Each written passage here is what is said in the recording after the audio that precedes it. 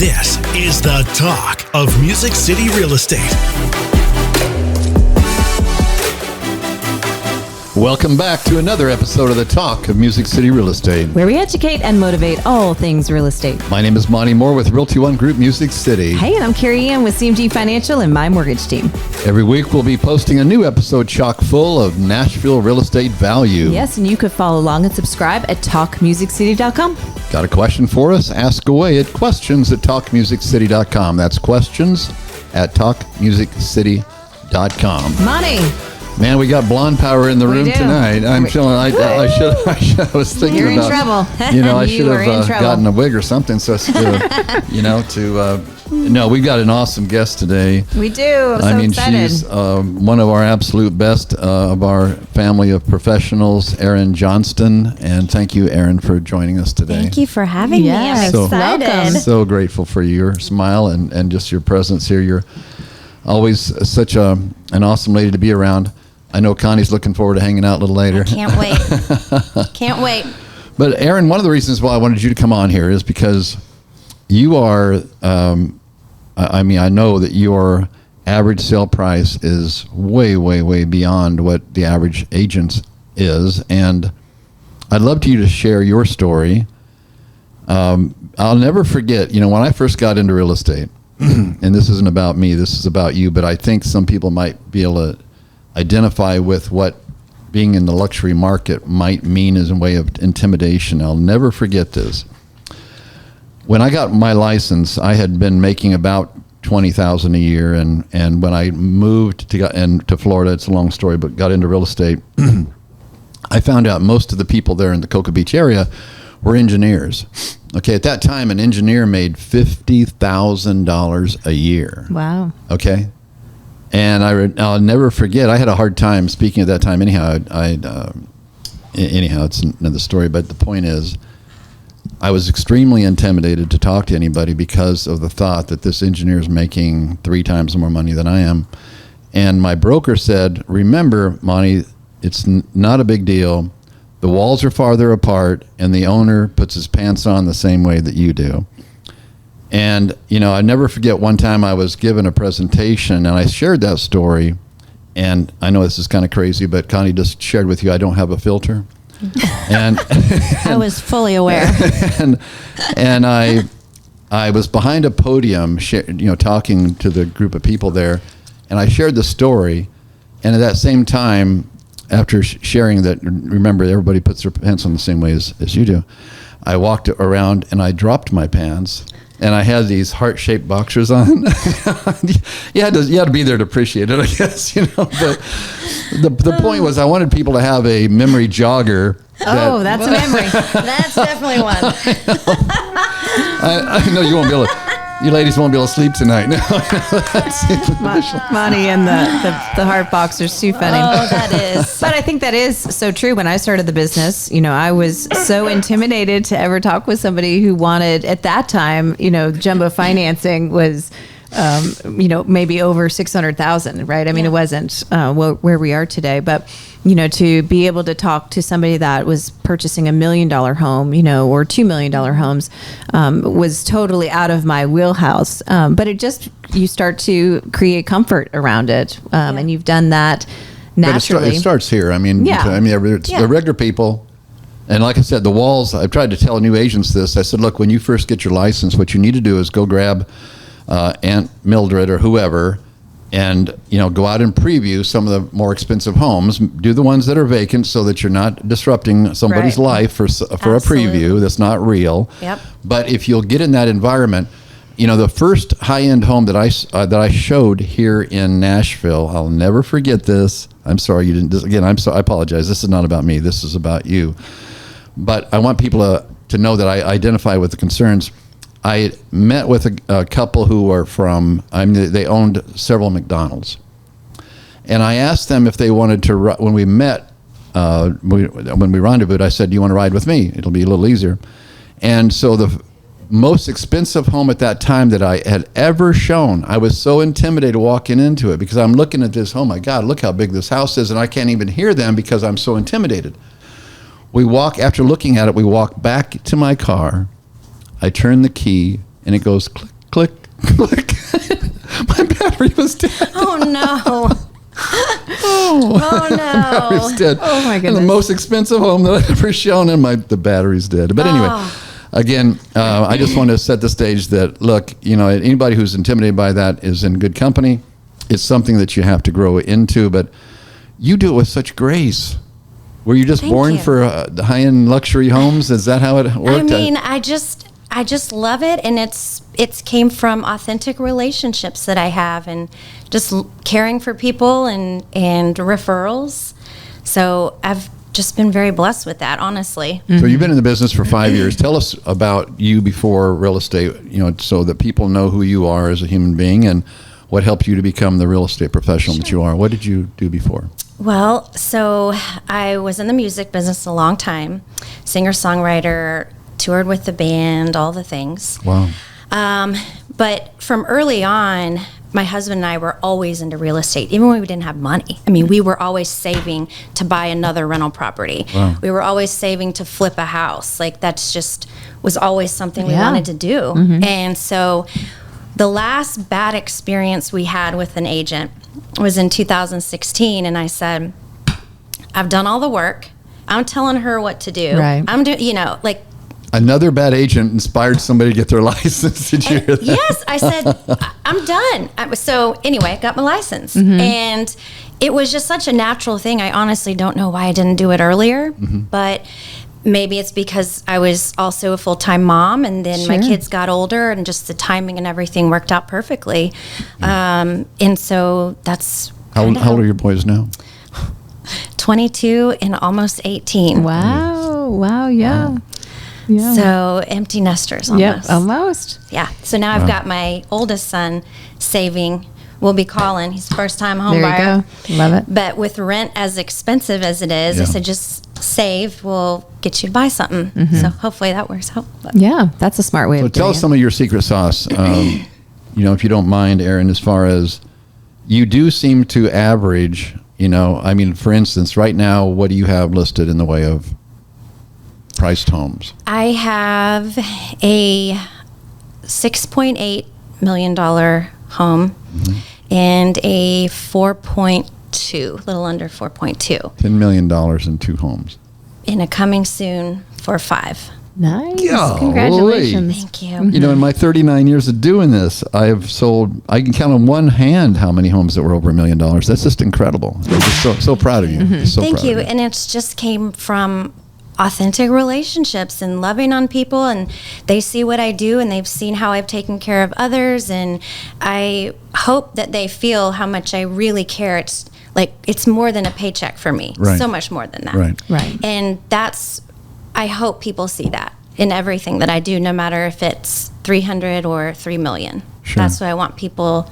It's my goal. Now, when you take on a transaction that's higher price, maybe considered larger square footage, right? And maybe in a more unique neighborhood, right? It has more amenities, all the things. Do you find yourself having to have a different marketing, plan and structure around For sure. it? Yeah. I'm constantly thinking of ways on social media or different companies, and what can I do to elevate that, because it's expected. And in social media, it's huge. And so I'm always trying to be the best at that, because other people are seeing it too, and thinking, oh, maybe she could do that with my house or whatever. But, the Nashville Luxury Magazine, I'm huge supporters. I love them, and they are fantastic. And their support of agents. And I try to have top-notch videos, top-notch photos. Can you share what companies you recommend? Sure. I love 615 Media. That's who Yeah. I've used the last few times, and they are my favorite right now. Okay. And they have been great to work with all my, can you do this? And can you edit this? And can you change this? And they've been fantastic Yeah, to work Paul's with. great over there. Yes. And then the Nashville Luxury Magazine, that's probably my go-to for print if I'm doing something in print, and I love them because they will also come out and do social media walkthroughs, and they're really great to stick with me through the whole transaction, not just at the beginning. I get that magazine sent. So where else do you find that magazine? Is it mailed? Mailed, and I feel bad, I don't know the number off the top of my head, but they have a huge reach. Yeah, where they put it in the hands of thousands of folks. people, if you count their print, their actual magazines, and then all their social media. So, but what I'm hearing is you've had to invest, right? Yes. Money on the upfront with the hopes of sale, right? Because you and I never get the dollar until it crosses the finish line, right? Yeah. And so you're having to, have a game plan and structure, right? And be intentional. Why I chose to spend the money here and use, this company versus that company and all the things. Absolutely. You have to, it's just a different level, but I don't want to do anything halfway. If I'm going to do it, I'm doing it right. And so you would probably do the same, whether it was this priced home or another priced, home. Yeah. I mean, if it's over $1 million, there's certain things like the magazine or different things that you do a little differently. And it takes longer to sell those homes. Like the listings that I have right now could take 6 months or, it's not and the market the way it is, but it's just not an overnight thing. And I just tell them that up front, with the market the way it is and at this price point, it's going to take a while. Well, and also the clientele purchasing, right? So the amount of people that would be looking at that particular sized home, right, would have to make a certain level of income, right? So that the pool starts to kind of narrow down in a way. So now you're having to think 2 steps ahead. We're like, okay, now where am I going to find those buyers, right? How do I make those connections with people that could afford, and or want? So it is a whole new world. Yeah. And I also contact luxury brokers in other states. Smart. And not just with Realty One, with all different groups, just to say, hey, if just in case you have clients looking in this area, everybody's moving to Nashville. So I spend a lot of time reaching out to different folks in other states as well. That's smart, really smart. Yeah. And so do you have one form of social or do you use all socials? I just have a love-hate with. I know we need it, but I'm not great at it. I've had to really work at it. Of social. And I've taken a class, but mostly Facebook and Instagram. I mean, it's and they're connected, which is great for me. It's just one and then it goes to the other and I'm good. Now, do you do it yourself or do you hire that out? Well, I'm looking at hiring it out just because that's their gift. Yeah. That's their job. Their talent. If I can make the numbers work and it takes that off my plate and takes me to another level, then it might make sense. Yeah, and or again, a lot of people struggle with the social media because it's who is the audience, right? Yeah. And so if you're looking for a new audience, right, as somebody that is actually wanting to make the connection within what you're sharing, you might need somebody to assist and get you in front of that particular audience, so that is true. And I'm all about if I can make the numbers work and it's not my gift, but it's yours. Yeah. I mean, let's work together and, and I can spend my time doing other things. We talk a lot on this show, about running a business and, and really focusing on the details of that. When I think if you dabble into just real estate in general, I think it is important to think 2 steps ahead, right? You already have to have a marketing budget. You have to know that with every transaction, so much money goes and is set aside, for the next, right? And so you're kind of building that up. It's a lot harder to, not have a plan, or the dollar upfront, to be able to tell your seller what you want to be able to do, if you can't currently afford that. Right. And it's hard because what if it doesn't sell? Right. You've spent all that money and it's part of it. Sometimes you may get reimbursed for some of it and sometimes you won't, but it's absolutely worth the risk, I think. Yeah. Now, with that, like you said, how does one keep the clientele? And sometimes, they may be business owners, right? That they live in a more of a luxury home, which may be more emotion, Is it, higher expectations because they have a lot of expectations for themselves, all the things, right? And so how do you keep one like that, calm and saying, well, Erin, why is it not selling? Why is it not selling? Well, what I have learned to do up front is just lay it out there. Like I say, I love you, but I'm not here to say what you want to hear. It's not going to sell in a month. Good. It's going to take some time. Oh my gosh, I'm sorry. We're lucky if we get one showing a week in this price point. We are we're on another level. We're doing great. So I try to just manage expectations. Yes, up front that it's going to take a while, and if it doesn't, fantastic. But they're not, I tell them how the market is. I send them weekly reports on their neighborhood, the surrounding neighborhood. So you see, yours isn't moving, but neither is anything here. And it's, just the market. So, I also think the emotion with, if they're selling, now sometimes they have multiple homes and they're just selling because they can easily sell and they already have another house. Sometimes, they have to find the next house, and so you're selling one to get what, and so just balancing that as well. I think that would be another layer of emotion. It is, and you get them that, and it's totally understandable, but let's list and let's go look at houses right now and let's make an offer right now. And it, unless you can go ahead and buy it, there's really no point in keeping them. Just calm down. Once we go under contract, it's going to be okay. We'll find you something. But, just knowing the process too, and kind of they get, which is totally normal. It's not in that price range. It's in any, you get a little, where are we going? That's scary. You list your home, and a lot of people, they want to know where they're going next. And so it's also keeping them calm, like it's going to be okay. We'll find something when we need to, and the timing's going to work out. Right. And, or saying, hey, call Carey Ann. You want to do a bridge loan? Sure. Yeah, figure that out. And sometimes the thought of wanting and being able are two different things as well, right? Yeah. And so not everybody's able to do that on that same breath. So you spoke about just your relationships, being in the presence of folks that were maybe purchasing luxury and or selling luxury. Did that just come with your background within the music world? That and my husband's, and just our relationships and friendships in general. And then it just kind of, makes its way around. Oh, well, Erin did a great job. And then, their friends and their family. And, well, my family's moving here from California. And, kind of the snowball effect, which I'm very thankful for.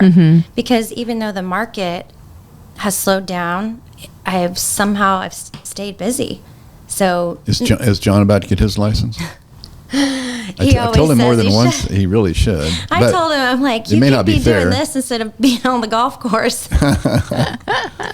But he's awesome at networking for me too. I mean, he has so many relationships and so many friends and just people. He tells everyone. And that's such a huge passion, having a supporter within your own household that really is a big cheerleader, and is proud to speak of your talents. I do not like talking about myself. And I was nervous about that today. I would much rather just ask you guys questions.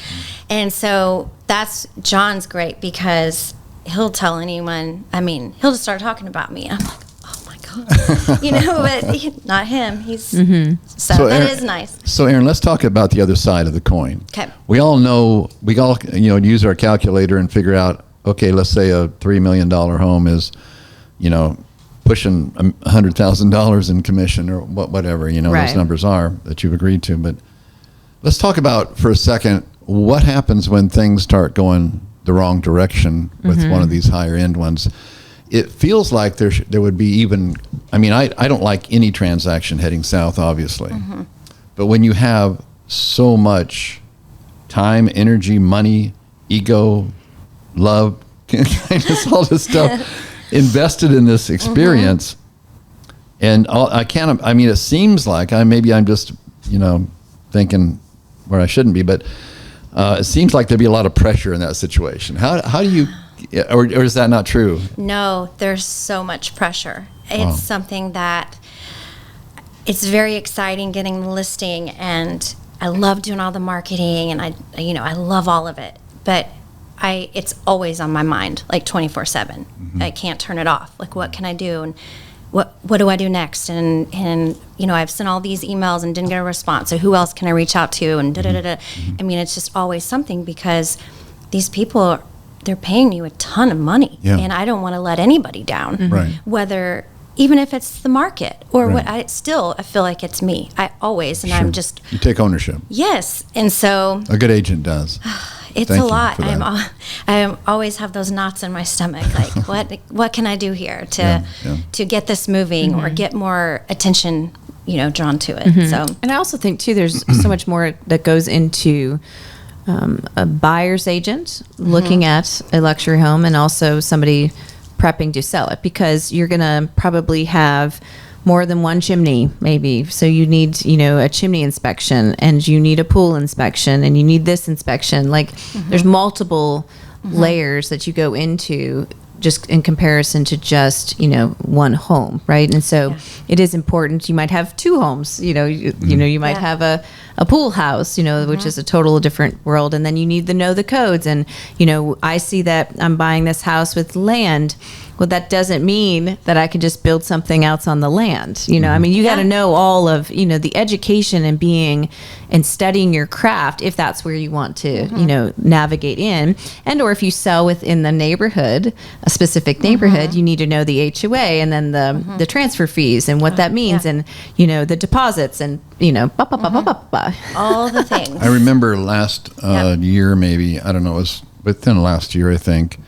I remember a particular client of yours, and you weren't getting any help at all from the other side of the transaction. And I'm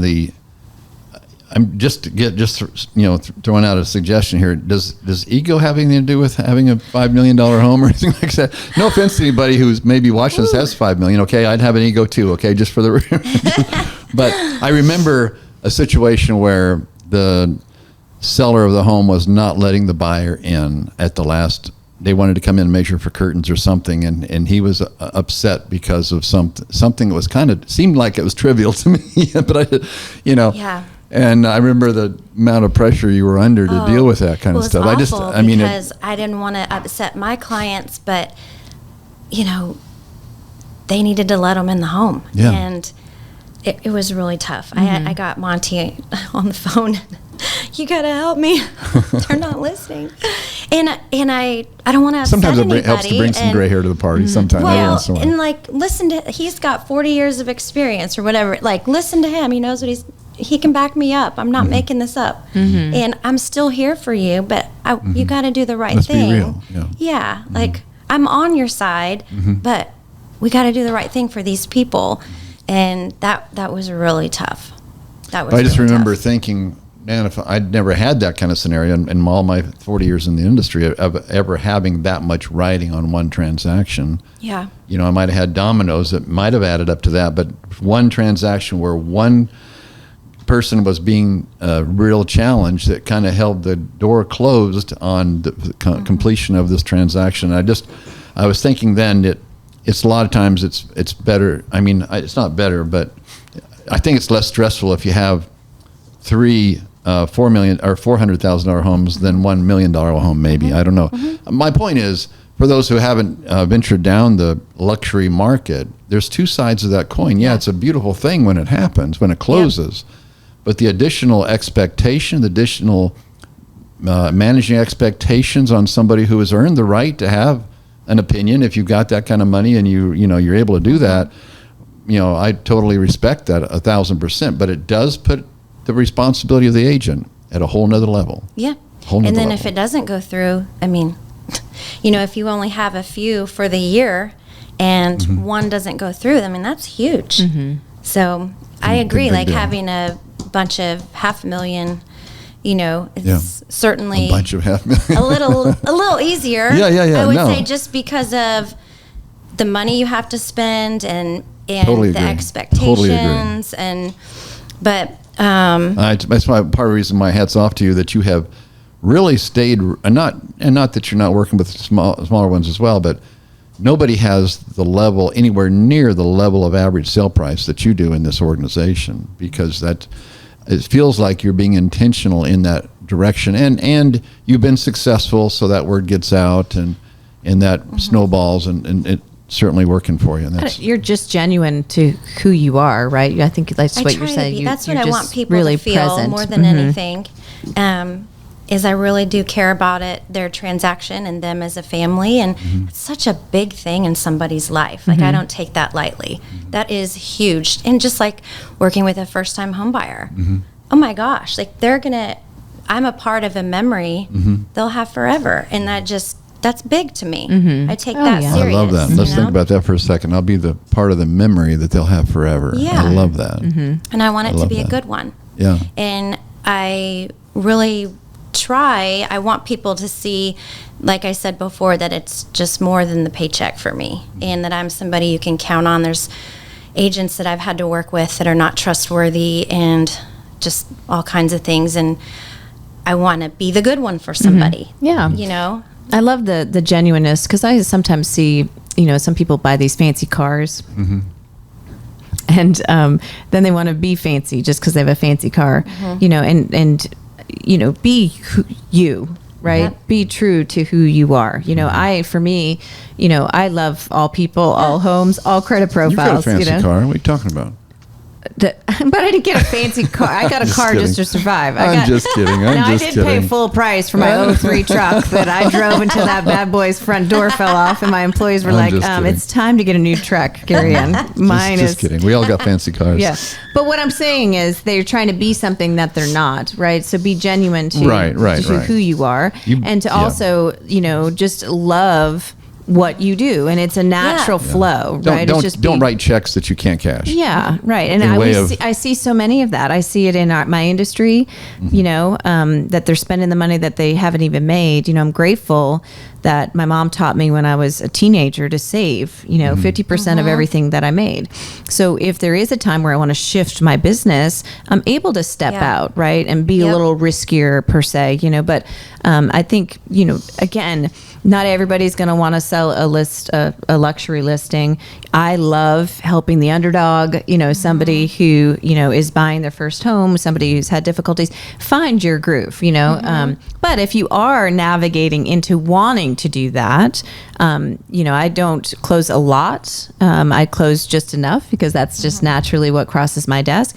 And I can do a great job at serving that clientele looking at a luxury home. But you have to know all the things. You have to know that they're going to be busy. You're going to have to know that there's a lot of emotion that comes with it, that you're going to have to cross more T's and dot more I's. And, just there's a lot, that comes with it. But you do it with grace. I learned too to tell them up front, like, just please I will listen to you, but I also need you to listen to me and know you can trust me. And I think you know that, to do what I know to do. And for the most part, they will, but they're very, very, very involved. Like I've spent a couple thousand on, well, not that much because I got a deal. Let's say $1,600 on a photo package one time. They were like, nope, not using those.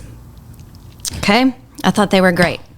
Nope. I'm bringing in my own person. Okay. And they weren't as good, but you had to use them because controllers. They're controllers. Yeah. That's the thing. The controllers. The D. Yeah. Yes. Yeah. And in my heart, I'm like, well, these original photos are better. Yeah. But they're going to pay this other company to come in. Okay. Like, that's what we'll use. You got to know how to dance with them. You pick your battles, I think, in the situation like that. Yeah.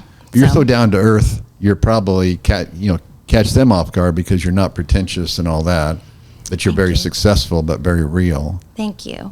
I hope people see that. Oh, absolutely. They'd have to be blind not to. Yeah. Well, you do an amazing job.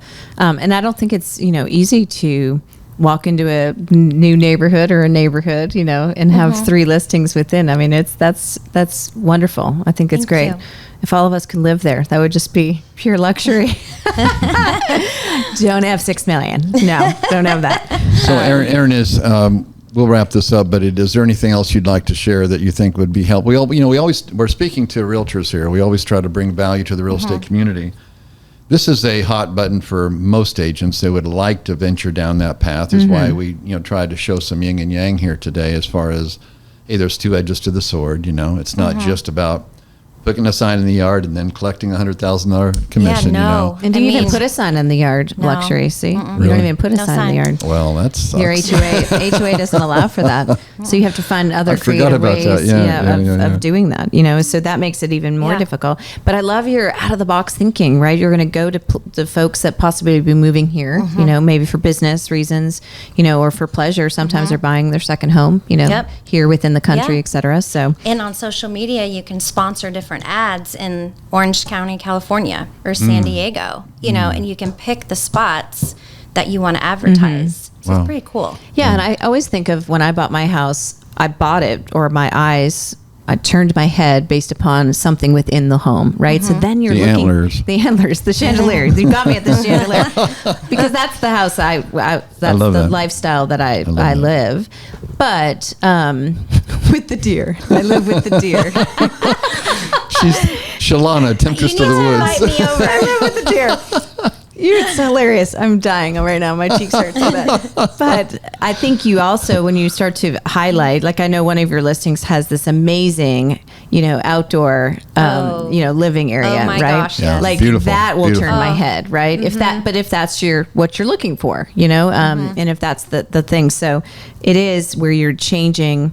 You're leading with a different story, right? You're kind of focusing on all the things. So, and I think what you were asking Monte about, maybe if I had advice for people. Yeah. I feel like no matter what your price point is, the photos, if you do videos, all that, do it top notch because people see it and you don't know who's seeing it.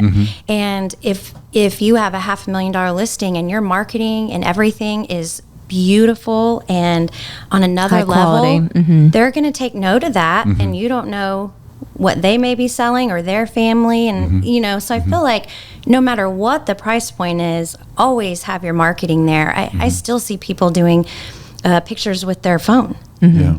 And it's heartbreaking. Or a $2 million listing the other day, and there was a ladder in one of the photos, and one of the kitchen cabinets wasn't on correctly, and you could see. I mean, just stuff like that. Yeah, That's unacceptable. In my opinion.